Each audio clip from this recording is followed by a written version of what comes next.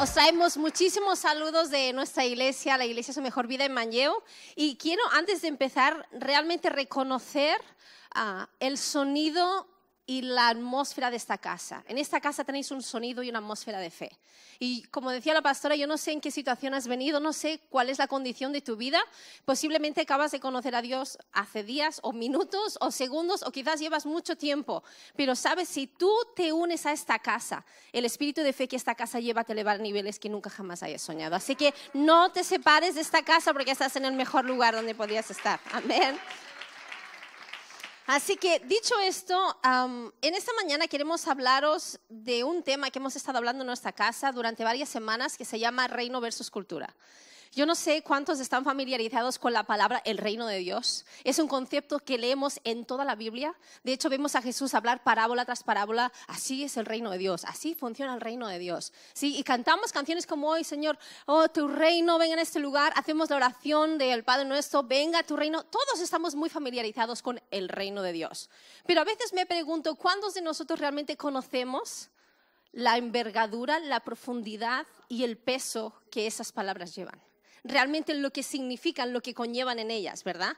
Entonces Jesús a lo largo de todo su ministerio estuvo hablando historia tras historia, parábola tras parábola, ejemplo tras ejemplo, para intentar explicar a la gente de formas prácticas y de formas naturales cómo es ese ámbito del cielo y cómo Dios quiere que ese ámbito venga a vivir entre nosotros, ¿verdad? Y de hecho voy a empezar con ese pasaje que os digo del Padre Nuestro, que está en Mateo 6, esta oración que yo creo que todos conocemos, que todos la hemos hecho, incluso muchos nos la hemos aprendido de memoria, casi como el papagayo que repite, pero muchas veces ni siquiera sabemos lo que significa. Pero Mateo 6, 9 y 10 dice, vosotros pues oraréis así, ya que los discípulos le dijeron a Jesús, hey Jesús, vemos que tu vida y tu ministerio y tu ejemplo es increíble, no sé cómo haces las cosas que tú haces, enséñanos a orar, queremos orar como tú para tener los resultados que tú tienes. Jesús dijo, está bien, yo os enseñaré a orar, orad de esta forma, Padre nuestro que estás en los cielos, santificado sea tu nombre, venga tu reino, ¿sí? Hágase tu voluntad como en el cielo, así también en la tierra. Y hay otra versión que se llama la versión de la Pasión, que se encuentra en inglés, pero la he traducido para vosotros esta mañana, que dice así, orad así, Padre nuestro amado, que habitas en los lugares celestiales, que la gloria de tu nombre sea el centro sobre el que gire nuestra vida. Antes de seguir, esta debería ser nuestra oración diaria. De hecho, yo desde que leí esta versión dije, oh, Señor, que tu presencia sea el eje de nuestra vida, que todo lo que yo soy, que todo lo que yo tengo gire alrededor de estar contigo, de que tu presencia sea el centro de mi familia, de mi casa, de mi dinero, de mi salud, de mis decisiones, de mis pensamientos, ¿sí? Y sigue diciendo, manifiesta el ámbito de tu reino, manifiesta el ámbito de tu reino.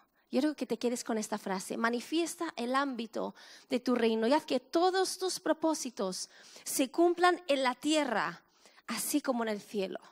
¿Qué tal si cada día oráramos para que se manifestara el ámbito de su reino en nuestro país, en nuestro gobierno, en nuestro sistema de enseñanza, en colegios, universidades, institutos, guarderías, en los hospitales, en nuestros trabajos, en nuestros negocios, en nuestras decisiones? Y esa es una oración que yo estoy segura que todos hacemos y que queremos hacer. ¿Cuántos quieren orar? Señor, venga a tu reino. ¿O cuántos la habéis orado alguna vez? Pero te quiero hacer una pregunta que estuve dándole vueltas y le estuve compartiendo en nuestra iglesia.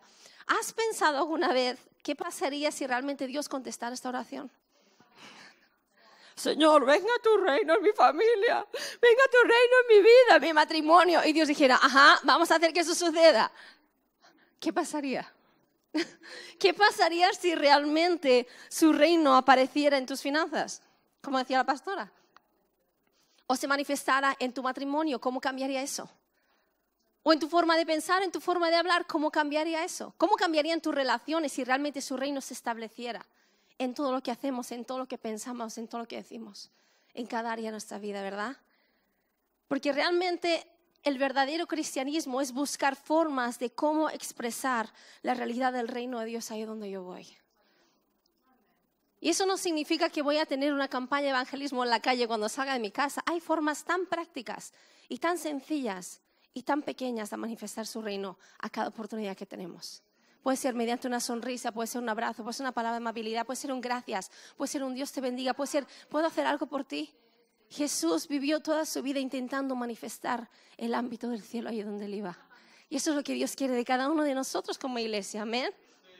Y sabes, yo no sé si tú has pensado alguna vez lo que significa esta palabra reino, pero soy una persona que a mí me encantan las explicaciones, me encantan las, ¿cómo se llama? Las definiciones, me encanta ir a Google, buscar todo lo que hablo porque quiero dar un conocimiento exacto, ¿verdad? Entonces, ¿qué es un reino? El reino es el dominio y el gobierno del rey, ¿sí? Es donde Él manda. Es donde Él establece su reinado, es donde Él decide, donde Él establece su forma de vivir, ¿sí? Es su ámbito, es el lugar donde Él tiene autoridad. Y sabes, un reino no puede existir sin tres cosas. Primero, sin un rey, obvio, no habría reino sin rey. Y ese rey yo creo que tenemos claro que debe ser Jesús.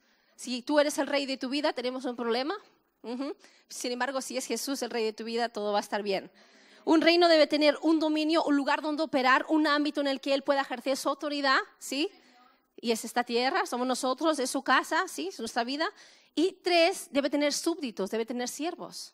Y estos somos nosotros, porque un rey sin súbditos, o un rey sin un lugar, sin un dominio, es un rey en exilio, ¿verdad? Entonces, un reino necesita estas tres cosas.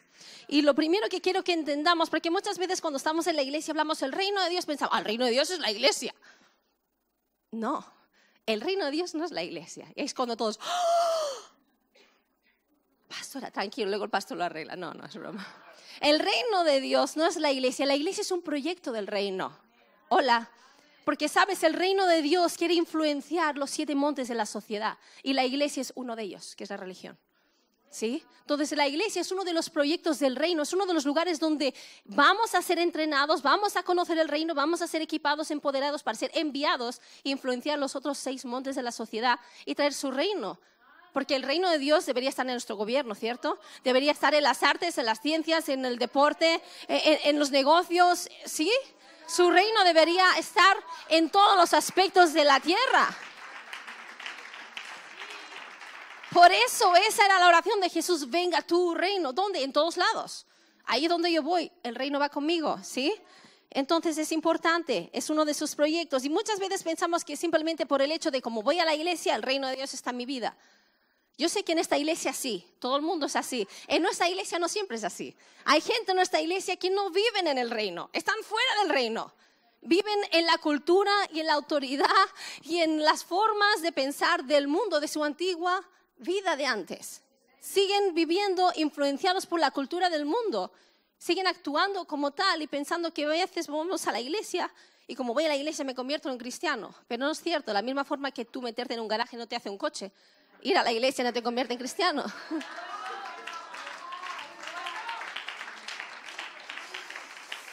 Ay, otra cosa que el reino no es democracia. En el reino yo no tengo derecho a voto. A decirle a Dios, no me gusta lo que tú dices, vamos a hacerlo diferente. No, el reino no es democracia, el reino es una monarquía y es Señor, sí, Señor, lo que tú digas. ¿Sí? Yo no sé cuántos habéis visto Alicia en el País de las Maravillas, pero la reina de corazones le cortaba la cabeza a todo el que iba en contra. Jesús no es así, ¿vale? Él no es la reina de corazones, Él es el rey de corazones, pero Él no corta cabezas. Pero si tú te rebelas en contra de un rey, en contra de sus leyes, en contra de sus estatutos, de sus gobernantes, dirán, fuera de mi reino, ¿sí? Si quieres hacerlo a tu manera, monta tu propio reino, pero en el mío funcionamos así. Es el lugar donde su autoridad prevalece, es el lugar donde Él manda, no mando yo. Él no trabaja para mí, yo trabajo para Él. Yo soy su súbdito, no Él el mío. Amén.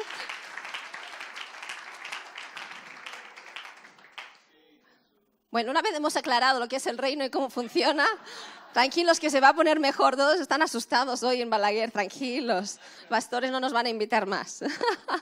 Si realmente queremos vivir en el reino de Dios, hay 4 cosas y 4 principios que debemos tener muy claros. Y en esta mañana con el pastor queremos compartir con vosotros. Hoy yo voy a compartiros 3 y luego le daré paso. Y el primero es que debemos conocer las diferencias entre el reino y la cultura.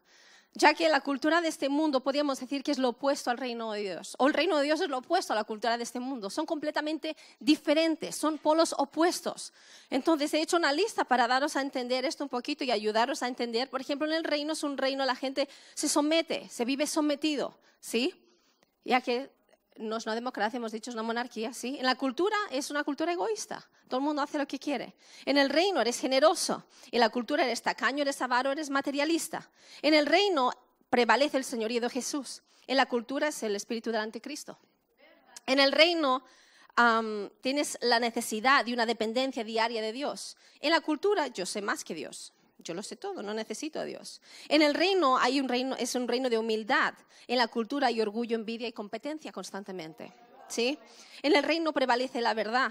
En la cultura está el engaño, la mentira y la confusión. En el reino prevalece la obediencia. En la cultura la desobediencia. En el reino el servicio a los demás. En la cultura que me sirvan a mí. ¿Sí? En el reino vivimos vidas enfocados en otros. En la cultura vivimos enfocados en uno mismo, en nosotros mismos. En el reino vivimos para dar, en la cultura se vive para recibir. En el reino prevalece y luchamos por la unidad, en la cultura la división. En el reino hay un ámbito de sanidad y santidad. En la cultura prevalece la inmoralidad. Y no hace falta mirar muy lejos para saberlo. En el reino prevalece el amor y el perdón. En la cultura el enojo, la división, la crítica y la murmuración. En el reino somos enseñables, siempre hay lugar para aprender. En la cultura somos sabelotodos, no necesitamos que nos enseñen nada. En el reino vivimos con corazones puros y limpios. En la cultura prevalecen corazones envenenados, enfermos y ofendidos. En el reino tenemos mentalidad de victoria, mentalidad de rey, de hijo de Dios. En la cultura se vive con una mentalidad de derrota y de mendigo. ¿Sí? Siempre soy una víctima. Pero cuando tú estás en el reino de Dios, habéis visto que son polos opuestos. Entonces, yo lo que quiero animarte, que es lo que he animado a cada persona en nuestra iglesia, es haz un análisis en tu vida.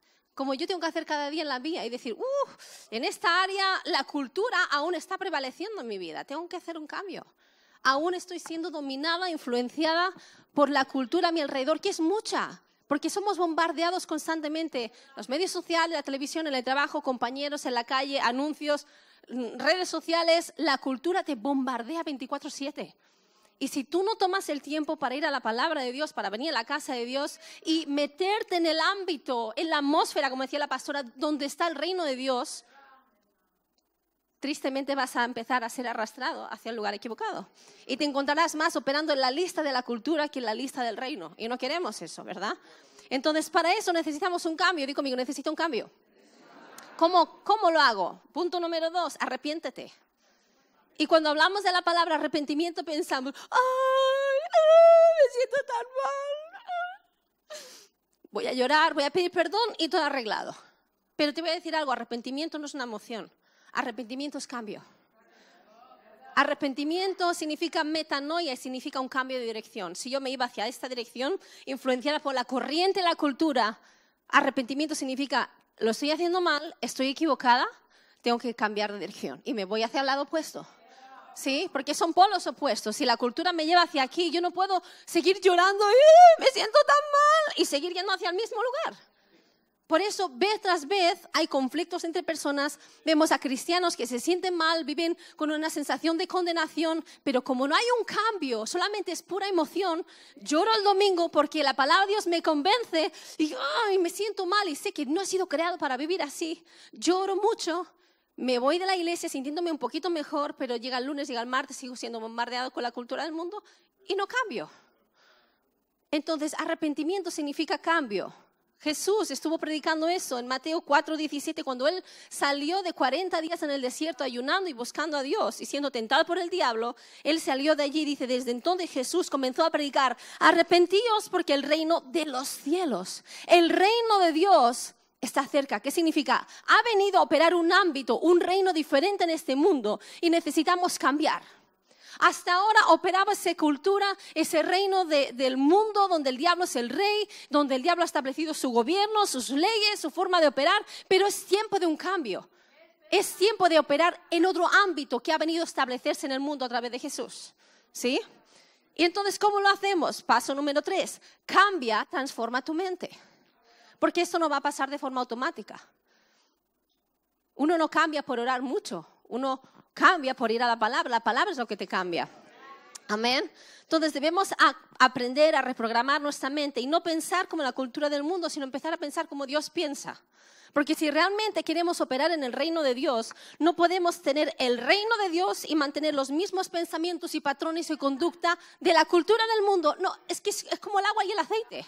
Son polos opuestos. Tú no puedes estar en ambos ámbitos. O estás en el reino de Dios o estás en la cultura del mundo. Pero no en ambos. No funciona estar un pie en la cultura, un pie en el reino. No funciona. Tengo que primero arrepentirme, decidir en qué lugar tengo que estar. Una vez de tomar la decisión, voy a trabajar, voy a renovar mi forma de pensar, voy a cambiar mi mente. ¿Cómo? Porque cuando yo cambio mi forma de pensar, una forma de pensar correcta te lleva a vivir una vida correcta.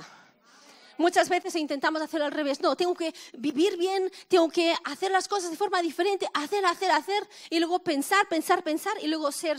Y es al revés. Primero hay un cambio interno, luego empiezo a pensar de forma diferente y eso me llevará a actuar de forma diferente. Y si no, fíjate, en Romanos 12:2, en la versión de la Pasión, dice, deja de imitar los ideales, las opiniones de la cultura que te rodea. Básicamente, Pablo nos está diciendo, deja de intentar meterte en el molde que hay en ese mundo de la cultura porque no funciona, ¿sí? Deja de imitarlo, no funciones como ellos, están operando en otro reino. Dice, si no sé interiormente, di conmigo, interiormente, transformado por el Espíritu Santo. Necesitamos al Espíritu Santo en todo este proceso. Sin Él es imposible, es la palabra y el Espíritu. Una cosa sin la otra no funciona, ¿sí? Sé internamente transformado con la ayuda del Espíritu Santo a través de una reforma total de tu forma de pensar. ¿Cómo? Con la palabra. La palabra y el Espíritu van a traer transformación. Pero me encanta esta palabra, una reforma total. ¿Sabes? Hace 1 mes y medio aproximadamente, la cocina de nuestra casa se quemó. Sí, tuvimos un percance. La vajilla se incendió, no sabemos cómo. Estábamos fuera de la terraza con mis hijas y de repente olía a humo. Entramos en la casa, estaba todo lleno de humo. Tuvieron que venir bomberos, policía, ambulancia, total. La cocina ha hecho un desastre y la casa, evidentemente, también. Nadie sufrió ningún daño, pero el perito está empeñado en hacer un pequeño ajuste en 2 armarios de mi cocina. Pero mi cocina está quemada, huele mal, ¿sí? Entonces mi cocina no necesita una limpieza, mi cocina no necesita una reforma parcial, una modificación, necesita una reforma total, de arriba abajo, ¿sí? Y sabes, muchas veces nosotros nos pasa lo mismo, venimos contaminados con el sistema del mundo, que huele mal, huele a quemado, huele a humo, olemos fatal, venimos a la iglesia y aquí todo el mundo es muy majo y no va a hacer caras, pero a veces pasamos por el lado de alguien y decimos, huele a cultura que no veas, ¿sí? Pero aquí es donde vas a ser cambiado. Y muchas veces lo que queremos es un poquito de apaño, un poquito de alabanza, un poquito de amén, aleluya, levanto las manos, vengo el domingo y ala, ya estoy listo en el reino de Dios. No, porque el olor de la cultura sigue impregnada en ti. Tú necesitas una reforma total de tu forma de pensar. Básicamente necesitas lo que el mundo llama un lavado de cerebro. Sí. No vayas a la iglesia, te van a lavar el cerebro. Exacto, es lo que necesitas. Sí, es exactamente lo que necesitas. Una reforma total. Sí, porque cuando dejamos que la mente de Cristo se convierta en nuestra forma de pensar, empezamos a pensar, a actuar como el reino dice, esto te permitirá discernir, empezar a conocer la voluntad de Dios mientras vives una vida hermosa, satisfactoria y perfecta a sus ojos. Empezarás a entender cómo funciona el reino, empezarás a vivir en ese reino. Y sabes, te voy a dejar con el mismo pasaje de otra versión del mensaje. Dice, entonces eso es lo que quiero que hagas con la ayuda de Dios. Toma tu vida cotidiana y ordinaria, tu ir a trabajar, tu desayunar, tu comer, tu planchar, tu criar a tus hijos, lo que sea que hagas cada día y colócalos delante de Dios como una ofrenda. Deja que Él se involucre en cada área de tu vida. Dios, Jesús, no quiere ser el Dios o el Jesús de los domingos o el día que tengáis reunión en Tárrega o donde sea que vayáis. No, Él quiere estar 24/7 contigo. Él quiere afectar tus pensamientos, tus actitudes, tus decisiones, tu trabajo, tus negocios, tus relaciones, tu descanso, tus compras. Él quiere estar involucrado en todo, ¿sí? Entonces dice, aceptar lo que Dios hace por ti es lo mejor que puedes hacer por Él. No te adaptes tanto a tu cultura que encajes en ella sin siquiera pensarlo. Ese es el peligro del día de hoy en el que vivimos. Que poco a poco hemos dejado que la cultura de afuera entre en nuestra vida cristiana y de repente, sin darnos cuenta, vivimos, hablamos y actuamos como ellos. Y eso es un peligro. Debería haber una diferencia abismal entre la cultura y el reino, y debería verse en nosotros, ¿sí? Entonces, en su lugar, dice, fija tu atención en Dios y serás cambiado, lo que decíamos, de dentro hacia afuera, de dentro hacia afuera. Reconoce fácilmente lo que Él quiere de ti y responde rápidamente. Responde rápidamente. Cuando tú estés en tu tiempo diario con Dios y Dios te hable algo, responde rápidamente. Cuando tú vayas a tu grupo conexión y tu líder te dé una frase que sabes que tienes que cambiar, responde rápidamente. Cuando tu pastor te dé un consejo de un cambio que necesitas hacer, responde rápidamente. Amén. A diferencia de la cultura que te rodea, que siempre te arrastra a su nivel de inmadurez, en cambio Dios saca lo mejor de ti y desarrolla en ti una madurez bien formada. Amén. ¿Qué es lo que Dios quiere?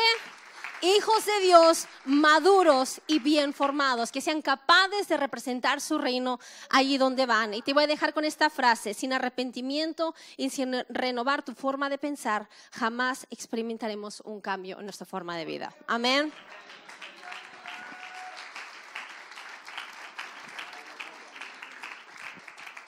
Así que ahora que sabemos que debemos primeramente arrepentirnos y cambiar de dirección, y por otro lado necesitamos renovar nuestra forma de pensar, ahí es donde realmente debemos empezar a hacer los cambios. ¿Por qué? Porque simplemente lo que haremos es tener una colisión constante entre lo que es cultura, ¿sí? Y cuando hablamos de cultura, nuestra cultura puede ser española, catalana, latina, brasileña, cualquiera que estemos representados en este lugar.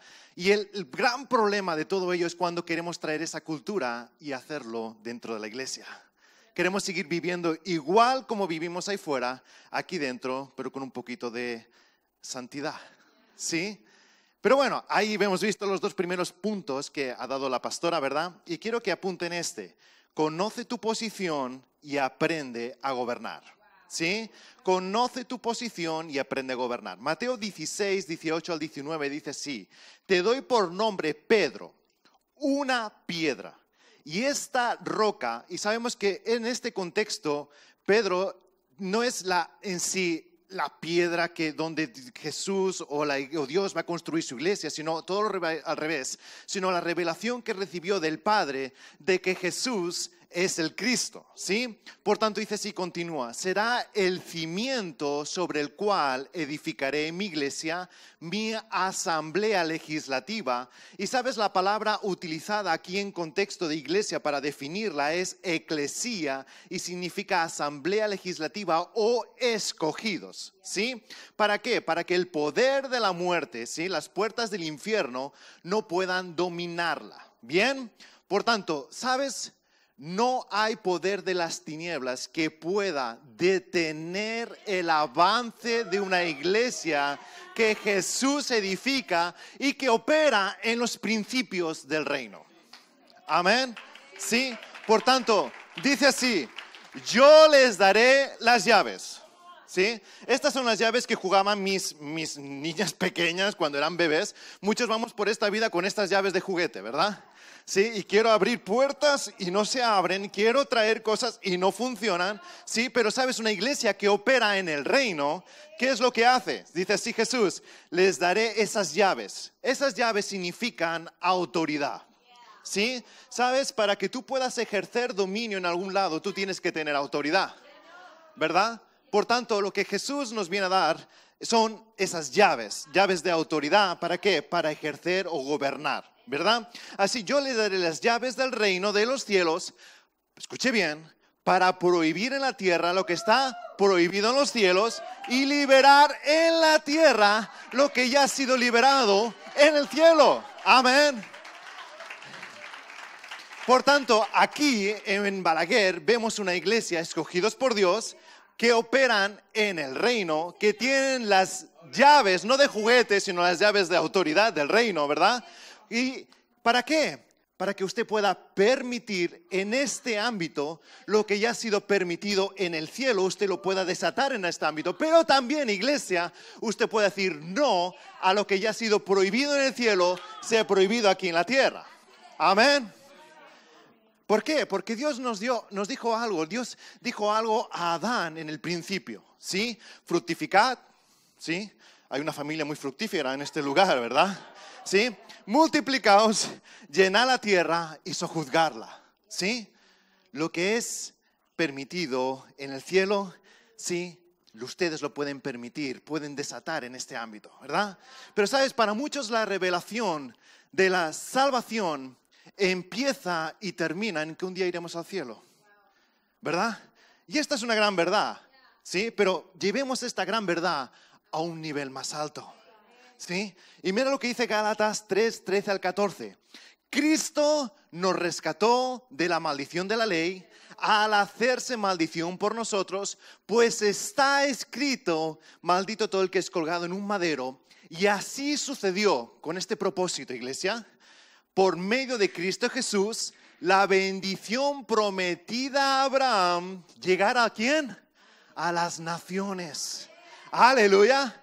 ¿Qué es lo que Dios hizo? Dios hizo un pacto con Abraham, ¿sí? Dios unió su nombre con Abraham y hubo un cambio de nombre en el cual fue Abraham.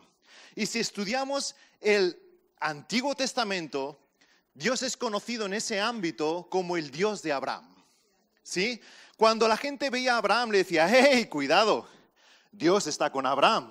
No te metas con Abraham porque Dios está con él, ¿sí?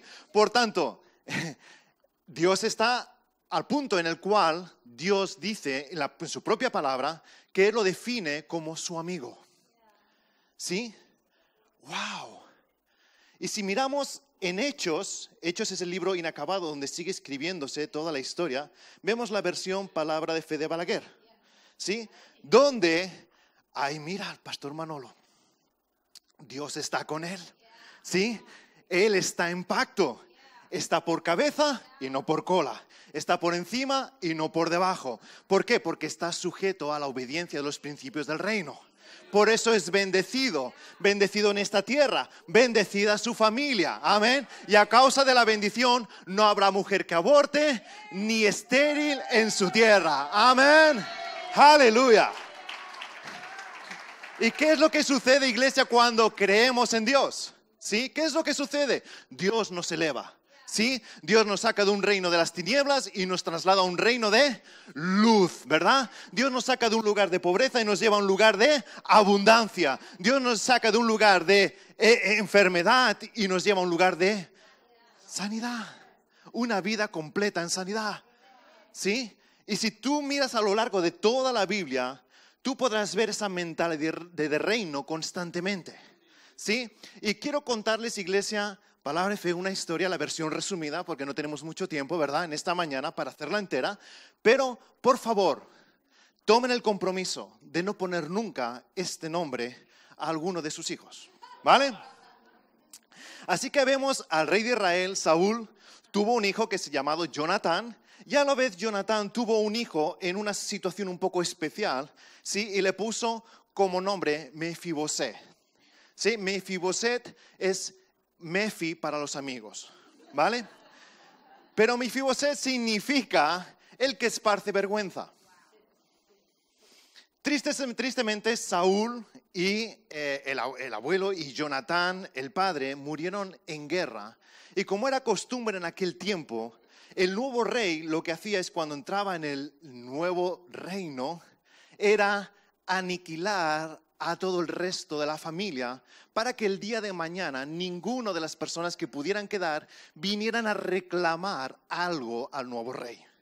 Así cuando la criada, la que cuidaba a Mefi, ¿sí?, se enteró de lo que había sucedido, cogió al niño, salió corriendo de tal manera que en las prisas de la huida se cayó y quedó lisiado de ambas piernas, lo que sería parablítico, ¿sí? Entonces, esto marcó tanto su vida de Mefiboset que vivió oculto el gran tiempo de su vida. Número 1, por miedo, ¿sí?, a que el nuevo rey reclamara su vida. Número 2, sintiendo que no tenía el más mínimo valor, ¿sí? Además, ¿quién era él sino el nieto de un difunto rey? Pero prestemos algo en esto, atención, iglesia, porque tú estás en pacto, ¿sí? Hablar de pacto es hablar de reino. Así que mira lo que dice 2 Samuel 9:1. Un día David preguntó si quedaba alguien descendiente de Saúl, pues quería mostrarle misericordia de acuerdo con lo prometido a su amigo Jonatán. Y si vemos la historia, David, antes de ser el nuevo rey de Israel, hizo un pacto de sangre, ¿sí?, con Jonatán, el padre de Mefi, ¿sí? Por tanto, aquí vemos, ¿sí?, donde Siba, ¿sí?, no Simba, Simba es otro personaje de otra historia, ¿sí? Ustedes saben, la del Rey León, ¿verdad? ¿Sí? Esta es otra historia. Y Siba fue uno de los siervos de Saúl y David. El nuevo rey le mandó llamar y dice así en 2 Samuel 9, del 2 al 8, dice así: ¿eres tú Siba? No Simba, Siba. ¿Sí? Le preguntó el rey. Sí, su siervo, respondió el hombre. El rey entonces preguntó: ¿ha quedado alguien vivo de la familia de Saúl?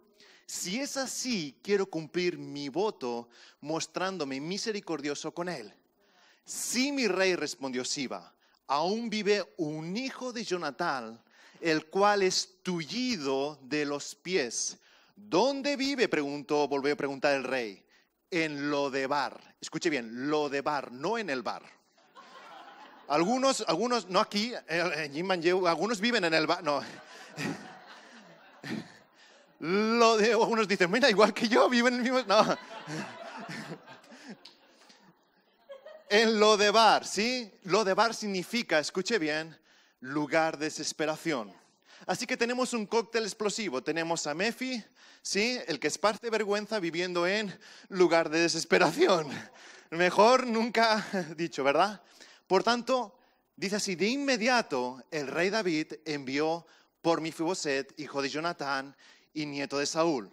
Mefiboset llegó y se inclinó delante del rey David, quien le preguntó: ¿eres tú Mefiboset? Sí, aquí está su siervo, le respondió. David le dijo: wow, no tengas miedo. Tranquilo, no te voy a matar. Sí, si te llamé no es para matarte, ¿verdad?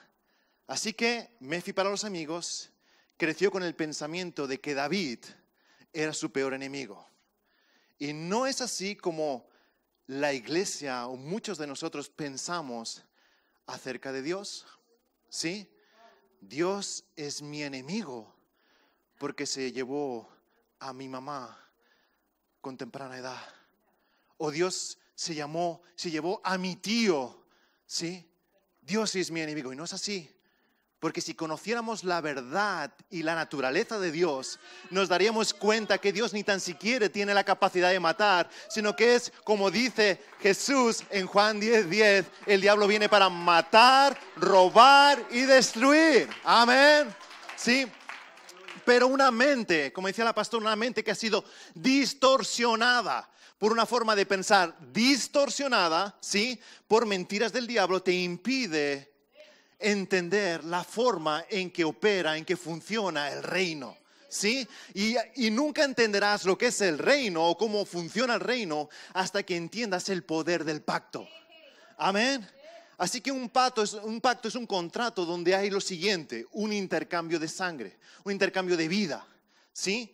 Había un corte, ese corte se hacía en la palma de la mano con un cuchillo bien punzante y se daban la mano y ahí había un intercambio de sangre, ¿sí? Un intercambio de vida. Había un intercambio, en ese contrato de pacto había un intercambio de nombre, identidad nueva, ¿sí? Un intercambio de herramientas, es decir, todas las armas que llevaban para defenderse o para protegerse se intercambiaban unas con otras. En ese pacto, en ese contrato había un intercambio de pertenencias, ¿sí? Abundancia. ¿Sí? Como dice nuestro pastor, abundancia, ¿verdad? ¿Sí? David había hecho un pacto con Jonatán, donde le dijo: si algo te ocurre en algún momento de tu vida, yo cuidaré de tu familia. ¡Wow! ¡Qué hermoso!, ¿verdad? Pero, iglesia, Dios hizo un pacto con la humanidad a través de Abraham. ¿Sí? Y lo que Dios le prometió a Abraham te pertenece a ti porque tú eres descendencia de Abraham. Amén. Pero Mire cómo muchos vivimos con la mentalidad de Mefiboset, ¿sí? En 2 Samuel 9, 7 al 8 continúa diciendo, David le dijo, no tengas miedo, te he enviado a buscar porque quiero ayudarte tal como se lo prometí a tu padre Jonatán. ¡Wow! Te devolveré todas las tierras que te pertenecieron a tu abuelo Saúl y de aquí en adelante vivirás en mi palacio. Mefiboset entonces se inclinó de nuevo delante del rey y dijo, esto podría ser incluso nuestra respuesta en el día de hoy, ¿verdad? ¿Debe el rey mostrar tanta bondad como un perro muerto como yo? Es que Dios, no me lo merezco. Tú has sido tan bueno. Oh, pero Dios quiere siempre lo mejor para cada uno de sus hijos. Cuando tú vives en la revelación de los principios del reino y operas en ellos, la bendición te alcanzará allí donde tú vayas. No por lo bueno que tú eres o lo malo que tú fuiste, sino porque tú operas en esos principios. Amén. Aleluya. Pero mira lo que hace una baja autoestima, ¿sí? No puedo hacerlo. ¿Por qué? Porque no soy lo suficiente. Nunca llegarás. ¿Por qué? Porque no soy lo suficiente. Pero en Cristo, dice la palabra, todo lo puedes. ¿Por qué? Porque Cristo es el que me fortalece. Amén. Aleluya. Y lo que Dios está tratando de hacer con cada uno de nosotros es sacarnos de ese lodebar, ¿sí? De ese lugar de desesperación y llevarnos a un lugar de palacio, de victoria. Amén. ¿Sí? Para ello, tú debes primeramente, como dijo bien la pastora, arrepentirte, cambiar de dirección. ¿Sí? Dejar que Dios renueve tu mente, transformando tu mente ¿con qué? Con la palabra de Dios, para que tú puedas tener esa mentalidad de reino. Porque si no, siempre vivirás en un estándar limitado, pensando como ese Mefiboset, como ese perro muerto, ¿verdad? Donde siempre estarás estancado, viviendo en el mismo círculo, donde parece que las cosas se dan, pero no se dan, y uno vive constantemente defraudado de sí mismo porque las cosas no avanzan en la vida, ¿sí? Por tanto, empieza a pensar como realeza, ¿sí? Pero, ¿sabes? La historia no termina ahí. 2 Samuel 9, 11 al 13 dice así. Desde aquel momento, Mefi, para los amigos, comió regularmente con el rey David como si fuera uno de sus hijos. Mefi fue adoptado, injertado, ¿sí? En la familia de David. ¿Sí o no? Tú has sido adoptado, injertado en la familia de Dios. Amén. Por tanto, Mefiboset tenía un hijo pequeño llamado Micaías. Todos los de la casa de Siba quedaron al servicio de Mefiboset, pero Mefiboset, que era tullido de ambos pies, se fue a vivir a Palacio Real en Jerusalén y siempre comía a la mesa del rey. ¿Sí? De desesperación a realeza. De no suficiente a más que suficiente. De una mentalidad de pobreza a una mentalidad de reino, de abundancia. De una mentalidad de enfermo a una mentalidad de sano. Amén. Necesitamos desarrollar una mentalidad de reino. Y sabes, nuestra oración, cada día oramos por por nuestra congregación. Y yo creo que esta es una oración para todos y cada uno de nosotros, la necesitamos, ¿sí? Oramos para que, conforme dice Colosenses 1, del 11 al 14, oramos para que sean energizados con todo su poder explosivo desde el ámbito de su magnífica gloria, llenándonos de gran esperanza. Sus corazones pueden rebosar de gozosa gratitud cuando piensan en cómo Dios los hizo dignos de recibir la gloria, herencia que nos ha sido dada gratuitamente al vivir en la luz. Él nos ha rescatado completamente del gobierno tiránico de las tinieblas y nos ha trasladado al reino de su amado Hijo, porque en el Hijo todos nuestros pecados fueron borrados y tenemos liberación de la redención por su sangre, pacto de sangre en nuestras vidas. Amén. Aleluya. Y sabes, en esta mañana, ¿sí? Gracias, cariño, por dejarme esa frase. Sí, pensaba que la dirías tú, pero finalmente vi que no. Sí. Dice así, Rick Warren dice lo siguiente: el día más importante de tu vida es el día que naces y el segundo día que descubres para qué. Amén. Sabes, si en esta mañana tú te preguntas, ¿cómo puedo entrar en el reino de Dios? Mira lo que dice Juan 3. Dice, Jesús respondió a Nicodemo, escucha esta verdad eterna. Antes de que una persona pueda siquiera percibir, entender, ver el reino de Dios, primero debe experimentar un renacimiento.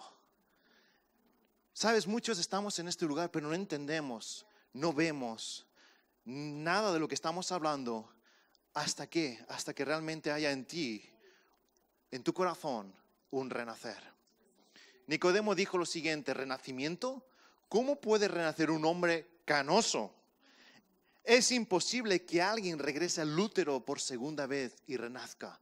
Jesús respondió, de una verdad eterna, si no naces del agua, sí, el agua es la palabra de Dios que nos limpia, nos da vida, y el Espíritu, nunca entenderás el reino de Dios.